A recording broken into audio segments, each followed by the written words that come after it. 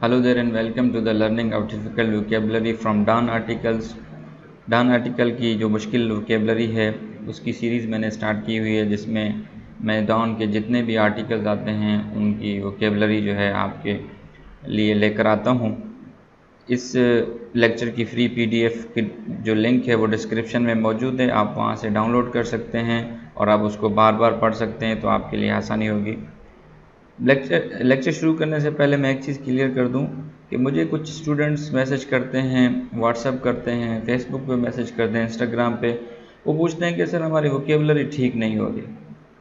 तो मैं आप लोगों को, जो भी मुझे सुन रहा है, मैं और वो अगर आप एस्पायरेंट हैं सीएसएस के या पीसीएस के या पीएमएस के या किसी भी कम्पिटिटिव एग्ज़ाम के, तो एक चीज़ आप याद रख लें कि आप लोगों के पास जब भी कोई वीडियो की नोटिफिकेशन आती है तो उसे जस्ट आप एक मरतबा क्लिक करते हैं। तो क्लिक करने के बाद उसे आप दोबारा फ़ौरन जो है वापस कर लेते हैं। इस तरह नहीं होती वोकेबलरी ठीक। वोकेबलरी ठीक करने के लिए आपको वीडियो का इंतज़ार करना पड़ता है। जब मैं ख़ुद अपनी वोकेबलरी ठीक कर रहा था या आज भी ठीक कर रहा होता हूँ, तो कुछ लोग ऐसे हैं जिनके मैं वीडियो का इंतज़ार करता हूँ कि वो लोग वीडियो अपलोड करें तो फिर मैं उस वीडियो को आखिर तक देखूँ, उसके नोट्स बनाऊँ, उस वीडियो को बार बार आगे पीछे करके देखूँ, और फिर जो आर्टिकल ये दिया हुआ है, जैसे कि ये कॉम्प्लिकेटेड अफ़गान एंड गेम है, तो फिर मैं उसके आर्टिकल को खोलूँ डॉन पे, फिर उसको पढ़ने की कोशिश करूँ, उस वोकेबलरी को मिलाने की कोशिश करूं, तो तभी जाके वोकेबलरी आपकी ठीक होगी। अगर आप किसी भी वीडियो को आखिर तक नहीं देखते और फिर जिस क्लिक करने के बाद दोबारा फिर आप वापस हो जाते हैं, तो इस तरह वोकेबलरी तो कभी भी ठीक नहीं होगी। और कभी भी आपको जो है किसी भी एग्ज़ाम के अंदर जिसका मीडियम ऑफ राइटिंग इंग्लिश हो, वो उसमें तो आपकी कामयाबी के चांसेस कम होते हैं, क्योंकि एक अंग्रेज़ी का इम्तिहान है, अंग्रेज़ी लैंग्वेज है और लैंग्वेज आपको ग्रेजुअली काम करने से आती है। तो इसीलिए आप इस वीडियो को कंप्लीट आखिर तक देखें, और जो भी वीडियो किसी की भी अगर आती है जिसको आप फॉलो कर रहे हैं, तो अगर वो किसी पर्टिकुलर सब्जेक्ट पे काम कर रहा है, आप इस्लामियात तैयार कर रहे हैं, इंग्लिश तैयार कर रहे हैं, इंग्लिश ऐसे तैयार कर रहे हैं, कंपोजिशन तैयार कर रहे हैं, या कोई और सब्जेक्ट तैयार कर रहे हैं, पाकिस्तान अफेयर, करंट अफेयर, तो उनकी वीडियोज़ आखिर तक आप देखें। उसी से आपकी जो है लर्निंग होगी, और उसी से फिर आपको ये जो ऑनलाइन प्लेटफॉर्म्स हैं सीखने के, उन पे आपको काम करने का तरीका आएगा और फिर आपकी जो है ग्रोथ आगे होगी। तो ये एक सजेशन थी मेरे जहन में, मैंने सोचा बजाय एक इंडिविजुअल जवाब देने के मैं कलेक्टिव जवाब दे देता हूँ ताकि स्टूडेंट्स को आसानी हो। तो हम शुरू करते हैं आज का अपना लेक्चर। Let's get started. पहला वर्ड है ऑर्केस्ट्रेट। ऑर्केस्ट्रेट वर्ब है, इसका माना है to organise a complicated plan or event very carefully और सीक्रेटली। कोई मंसूबा बना रहे हैं या कोई एक इवेंट ऑर्गेनाइज कर रहे हैं, लेकिन वो इवेंट जो है अगर सीक्रेटली और केयरफुली ऑर्गेनाइज किया गया है, तो तब वो जो मंसूबा है या वो जो इवेंट है वो ऑर्केस्ट्रेट इवेंट होगा। अदरवाइज़ जो इवेंट होता है वो पब्लिक इवेंट होता है, क्योंकि ऑर्केस्ट्रेट इवेंट या ऑर्केस्ट्रेट मंसूबा वो पब्लिक नहीं किया जाता, उसको सीक्रेट रखा जाता है ताकि लोगों को इसकी खबर न पड़े और ताकि उस पर ज़्यादा सवालात ना हो। जैसे अभी रिसेंटली खबर चल रही है कि पाकिस्तान और इंडिया के दरमियान जो है वो सीक्रेट डिप्लोमेसी चल रही है, तो इस इवेंट को और इस प्लान को उन्होंने ऑर्केस्ट्रेट रखा, उन्होंने पब्लिक नहीं किया। अदरवाइज़ तो फिर उनको पब्लिक ट्रायल देना पड़ता ना, लोगों को बार बार बताना पड़ता कि जी क्या हो रहा है, क्या डेवलपमेंट है। तो कोई भी ऐसी चीज़, ऐसा मंसूबा, ऐसा प्लान जिसको केयरफुली और सीक्रेटली ऑर्गेनाइज किया जाए, वो होता है ऑर्केस्ट्रेट। इसका सिनोनिम है स्टेज मैनेज। एग्जांपल्स देख लेते हैं। पहली एग्जांपल है अ केयरफुल ऑर्केस्ट्रेट पब्लिक कैंपेन। अब जो पब्लिक कैंपेन जो ऑर्गेनाइज की गई थी, उस पब्लिक कैंपेन को अ केयरफुली ऑर्केस्ट्रेटेड पब्लिसिटी कैंपेन, जो पब्लिसिटी कैंपेन थी उसको मशहूर करने के लिए पहले एक मंसूबा बनाया गया, उसको खुफिया रखा गया, उसको फ़ौरन जो है पब्लिसाइज नहीं किया गया, बल्कि उसको एक मोहतात अंदाजे के मुताबिक पहले उसको बनाया गया, फिर उसको लॉन्च किया गया। सेकंड सेंटेंस है the group is accused of orchestrating violence at demonstrations. Group पे ये इल्ज़ाम लगाया जाता है कि उन्होंने जो जो प्रोटेस्ट कर रहे थे, डेमोन्स्ट्रेट कर रहे थे कोई चीज़, उन पे उन्होंने सीक्रेटली वायलेंस हमला किया है। वो जो हमला था वो खुला नहीं था, बल्कि वो सीक्रेट हमला था, उसको छुप के ऑर्गेनाइज़ किया था और बड़े केयरफुली तरीके से उस वायलेंस अटैक को जो है ऑर्गेनाइज़ किया गया था। अब ये जो तीसरा जुमला है ये मलिहा लोधी साहिबा के आर्टिकल में से लिया गया है। इसको देखते हैं। The postponement of the US orchestrated Afghan peace conference marks an early setback for renewed efforts to expedite talks on a political settlement of the conflict. ये अफगान पीस प्रोसेस पे आर्टिकल है, तो उसमें ये कह रहा है कि जो यूएस गवर्नमेंट ने जो अफगान पीस कॉन्फ्रेंस जो पोस्टपोन की, जो टर्की में होनी थी, और उसको जो है ना सीक्रेटली जो है वो उन्होंने ऑर्गेनाइज़ किया था उस कॉन्फ्रेंस को। वो कॉन्फ्रेंस पब्लिक नहीं की गई थी। तो ये कह रहा है उस सीक्रेटली ऑर्गेनाइज की गई कॉन्फ्रेंस को पोस्टपोन करने के जो नताइज ये हैं कि पॉलिटिकल कन्फ्लिक्ट की, पॉलिटिकल सेटलमेंट्स में इशू आ सकते हैं और जो है उसमें सेटबैक्स आ सकते हैं। नेक्स्ट वर्ड है डिसअरे। डिसअरे नाउन है, इसके माना है a state of confusion and lack of organisation in a situation or a place. For example, कोई ऐसी जगह है या कोई ऐसी सिचुएशन है जहाँ पे कन्फ्यूजन है, जहाँ पे ऑर्गेनाइजेशन की कमी है, अनटाइडीनेस है, या चीज़ें बिखरी पड़ी हैं, या वो सिचुएशन कुछ इस तरह है कि उसमें पता नहीं चल रहा कि उस सिचुएशन की इब्तिदा कहाँ से हो रही है, उस सिचुएशन का एंड क्या कहाँ पे है, और उस सिचुएशन का रिज़ल्ट क्या होगा, या कोई ऐसी हालत है, स्टेट है जो कन्फ्यूजन की हालत है, तो उसको भी हम कहते हैं डिसअरे। एग्जाम्पल हैं, the peace talks broke up in disarray. जो पीस टॉक्स ऑर्गेनाइज की गई थी वो जो है एक स्टेट ऑफ कन्फ्यूजन और लैक ऑफ ऑर्गेनाइजेशन में क्या हुई, ख़त्म हो गई। नेक्स्ट सेंटेंस है, our plans were thrown into disarray by her arrival. हम लोग बड़े बड़े मंसूबे बना रहे थे कि जी ये करेंगे वो करेंगे, जैसे ही वो आई तो उसने जितने भी मंसूबे थे उसको क्या कर दिया, उसको एक स्टेट ऑफ कन्फ्यूजन में डाल दिया और उसकी हालत ख़राब कर दी, और उसकी जो ऑर्गेनाइजेशन थी उसको भी डिसऑर्गेनाइज्ड कर दिया। तीसरा सेंटेंस है, ये मलिहा लोधी साहिबा के आर्टिकल में से लिया गया हुआ है, जिसमें भी मैंने अगर जो हाईलाइट किया हुआ है वो वर्ड, तो आप समझ जाएं कि वो जो जुमला है वो मलिहा लोधी साहिबा के आर्टिकल से लिया गया है। It leaves the nascent peace process in disarray at least for now.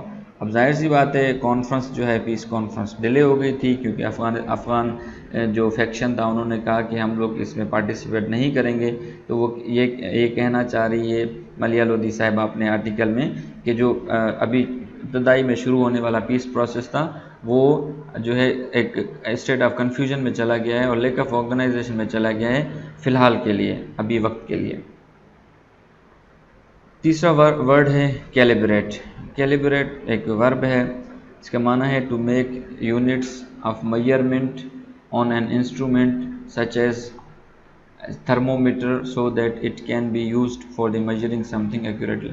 Basically ये इसकी जो है एक साइंटिफिक माना है कैलिब्रेट की, लेकिन इसकी जो जर्नल माना जो इस आर्टिकल में यूज़ की गई है वो है किसी चीज़ को शुमार करना या किसी चीज़ का मेजरमेंट करना, किसी को नापने के लिए, चाहे वो सिचुएशन की ग्रेविटी है, चाहे वो इशू है कोई, उसकी ग्रेविटी को और उसके एंगल्स को नापने के लिए यहाँ पे वर्ड यूज़ हुआ है कैलिब्रेट।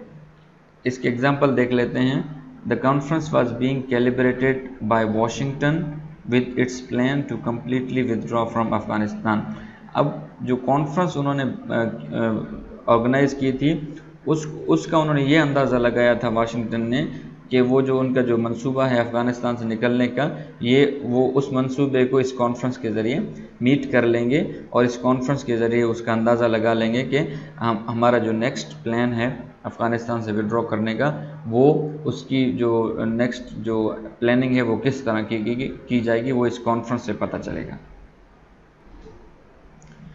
नेक्स्ट वर्ड है एंटीसिपेट। एंटीसिपेट वर्ब है एंड बहुत ही आसान वर्ड है ये।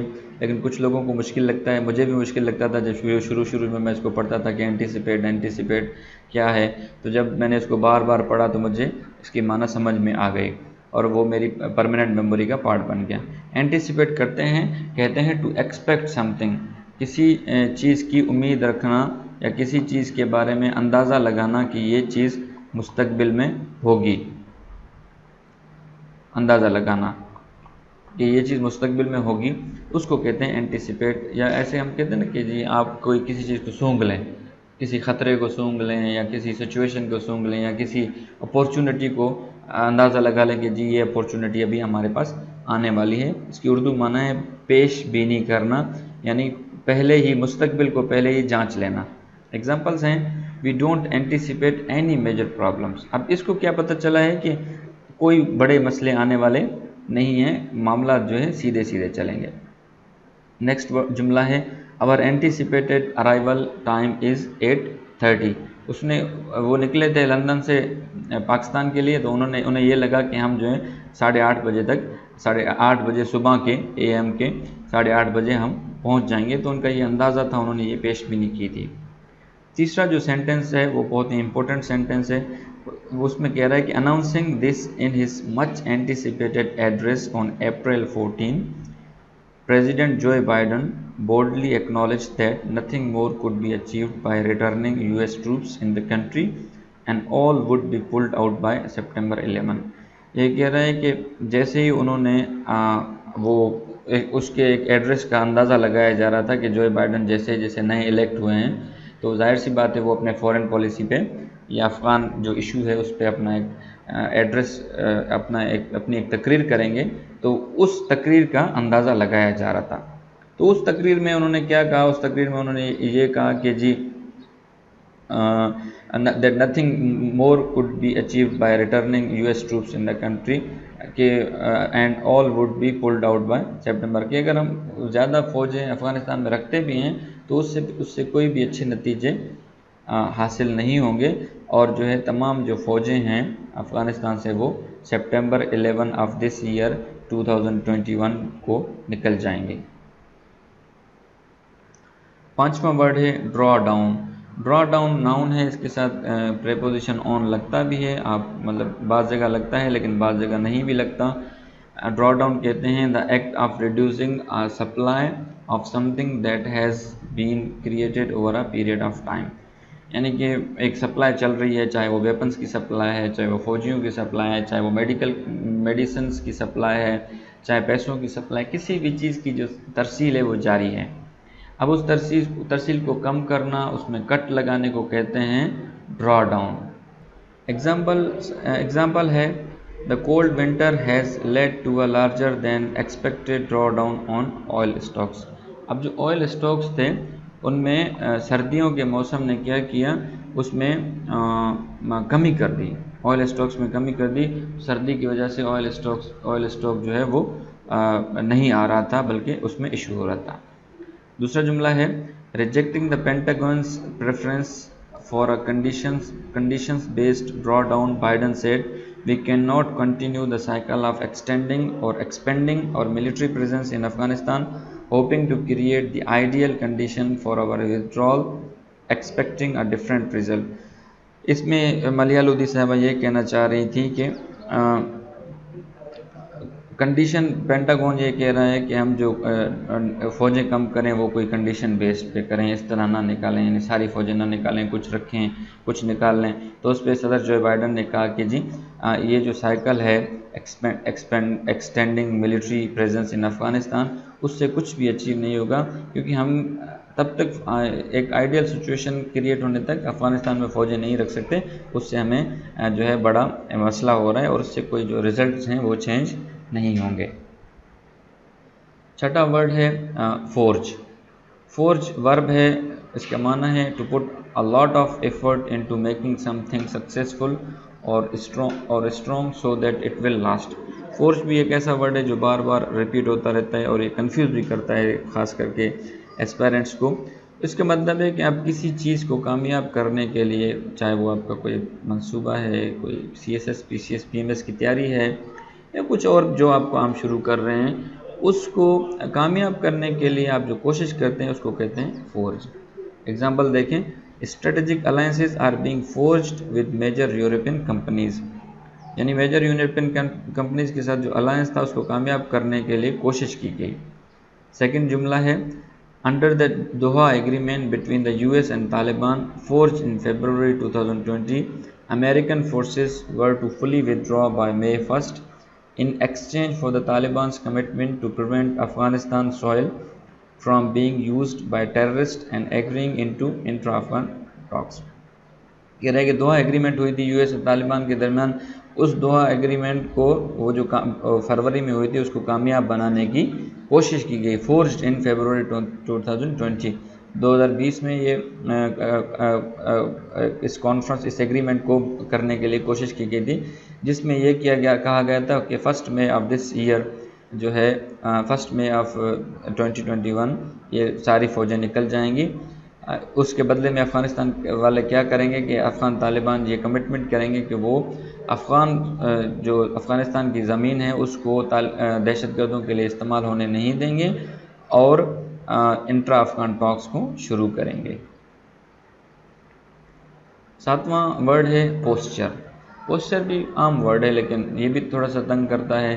पोस्चर का माना है your attitude to a particular situation और the way in which you deal with it, कि आपका किसी ख़ास मसले के लिए या किसी ख़ास सिचुएशन में एक ख़ास रवैया है या एक ख़ास तरीका है उसको डील करने का, उसको कहते हैं पोस्चर। एग्जाम्पल है, the government has adopted N aggressive posture on immigration. अब यहाँ पे देखें इस सेंटेंस में कि इमिग्रेशन एक ऐसा मसला था जिसको हल करना था हुकूमत ने। अब उस हुकूमत ने उस मसले को हल करने के लिए कौन सा पोस्चर अडॉप्ट किया? एग्रेसिव पोस्चर अडॉप्ट किया। उसको उस गवर्नमेंट ने डील करने के लिए सख्ती से उसको डील किया, उसने कोई नरमी या कोई कंसेशन नहीं दी, बल्कि इमिग्रेशन के इशू को उसने सख्ती से डील किया। अब ये सख्ती से डील करना क्या था? ये एक गवर्नमेंट का एग्रेसिव पोस्चर था, यानी एक ख़ास रवैया, तर्ज या अंदाज था जिसमें गवर्नमेंट ने इमिग्रेशन को डील किया। नेक्स्ट सेंटेंस है, but the Taliban maintain a tough posture and responded to Biden's speech by reiterating their position that delay in the pullout was a breach of the Doha Agreement for which necessary countermeasures would be taken।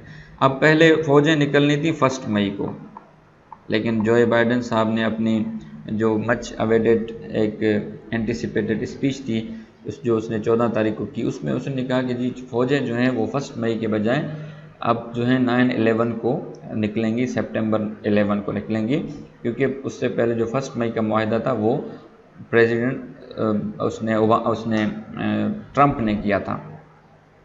तो इस बात पे जो है ना अफ़गान तालिबान ने क्या किया कि एक टफ पोस्चर, एक सख्त रवैया उन्होंने इंतखाब किया उस रवैये का, जिसमें उन्होंने कहा कि जो है ये जो आपने बात की है ये दोहा एग्रीमेंट की तरफ से धोखा है, एक ब्रीच है, जिसके खिलाफ जो है हम सख्त मेजर्स लेंगे। अगला वर्ड है यील्ड। यील्ड बहुत आसान वर्ब है, इसको कहते हैं टू प्रोड्यूस और provide something, for example profit, result और क्रॉप।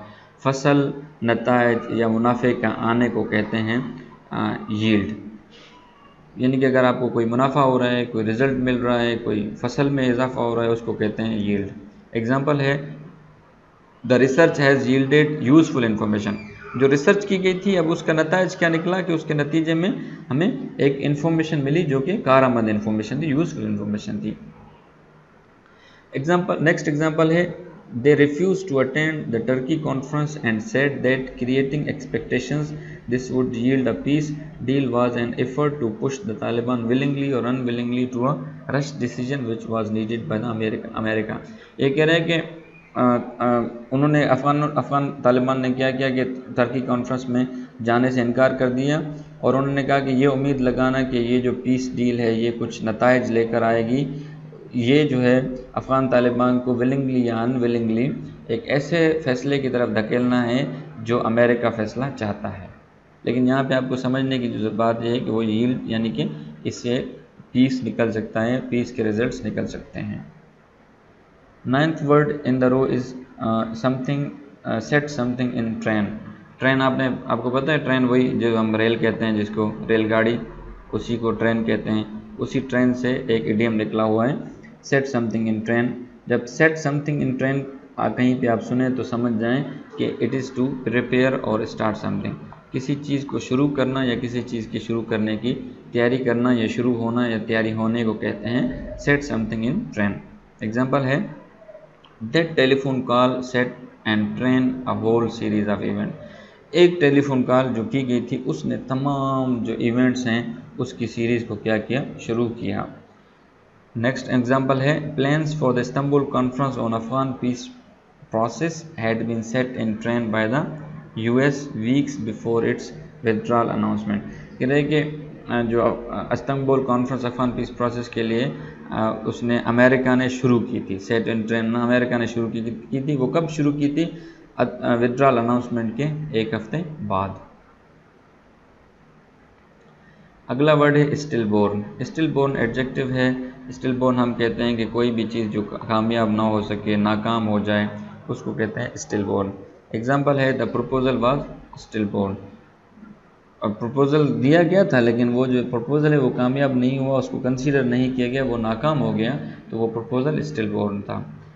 अगला सेंटेंस है, is the Turkey peace conference stillborn. क्या जो टर्की पीस कॉन्फ्रेंस है जो अमेरिका ने की थी वो नाकाम हुई या कामयाब हुई? ये सवाल मलियालुद्दीन साहब आपने आर्टिकल में पूछ रही हैं। सेकेंड लास्ट वर्ड है डाउंटिंग। डाउंटिंग एडजेक्टिव है। इसका माना है making somebody feel nervous and less confident about doing something. किसी भी काम को करने में या किसी भी काम को सरअंजाम देने में परेशान हो जाना, डरना या डराने वाली सिचुएशन हो जाए तो उसको कहते हैं डाउंटिंग। सिनोनिम है इंटीमिडेटिंग। आपको पता है इंटीमिडेट कहते हैं किसी को डराना, इंटीमिडेट कहते हैं। एग्जाम्पल है, she has the daunting task of cooking for 20 peoples every day. अब उसको जो टास्क दिया गया है, जो डराने वाला टास्क है, वो ये है कि उसको 20 लोगों का खाना बनाना है हर रोज़। आपको पता है अगर कोई लड़की 20 लोगों का हर रोज़ खाना बनाए तो फिर उसका क्या बेचारी का साथ होगा, जाहिर सी बात है वो थक जाएगी। तो इसीलिए उसको जो ये टास्क है वो डराना और लग रहा है, नर्वस कर रहा है उसको। नेक्स्ट सेंटेंस है, starting a new job can be a daunting prospect. अब कभी कभी ये भी ऐसे भी हो सकता है, सक्सेसफुल प्रॉस्पेक्ट हो सकता है, लेकिन बाज़ ऐसा होता है कि जब आप नई जॉब शुरू करते हैं तो उसमें इश्यूज़ ज़्यादा होते हैं और आप उसमें नर्वस हो जाते हैं, तो वो एक डाउंटिंग प्रॉस्पेक्ट बन जाता है। अगला सेंटेंस है, for these reasons the Afghan peace process is far from being dead even if it faces daunting challenges ahead. कह रहे हैं कि अफगान पीस प्रोसेस जो है वो नाकाम तो नहीं हो सकता, लेकिन ये है कि इसको जो है ऐसे चैलेंजेस आ सकते हैं जो परेशान करने वाले हैं या कंफ्यूज करने वाले हैं। Last but not the least is strife. Strife का माना है एंग्री और violent disagreement between two people और अ ग्रुप ऑफ पीपल। हमें पता है, हम कभी कभी घर में बहन भाई लड़ रहे होते हैं, दोस्त यार लड़ रहे होते हैं, और वो लड़ाई बाज़ औक़ात ऐसी हो जाती है जिसमें हाथापाई हो जाती है और मतलब उसमें अब्यूज़िव लैंग्वेज यूज़ होती है। तो उस झगड़े वाली सिचुएशन को, या आप देखते हैं कि दो रक्शे वाले रोड पर लड़ रहे होते हैं, पीछे सारा ट्रैफिक जाम होता है, उस सिचुएशन को कहते हैं स्ट्राइफ। सिनोनिम आपको पता है, very famous synonym conflict. Examples हैं, the country was torn apart by strife. जो मुल्क है वो टुकड़े टुकड़े हो गया। किस लिए टुकड़े टुकड़े हो गया? झगड़े की वजह से। अगली एग्जांपल है, all stake holders and above all the Afghan parties know that if the path of negotiation is abandoned Afghanistan will descend into chaos and strife from which no one will benefit. ये कह रहा है कि तमाम स्टेक होल्डर्स, उन्हें पता है कि अगर अफ़गानिस्तान के साथ ये जो बातचीत चल रही है इसको रोका गया या ख़त्म कर दिया गया तो अफ़गानिस्तान जो है वो झगड़े में और कियोस की सिचुएशन में चला जाएगा, जिससे किसी को भी फ़ायदा नहीं होगा। So thank you, this was the vocabulary of the day. I hope you enjoyed the video. वो लोग जो मुझे सोशल मीडिया प्लेटफॉर्म से सुन रहे हैं, please visit CSS Access YouTube channel for more videos and for more updates.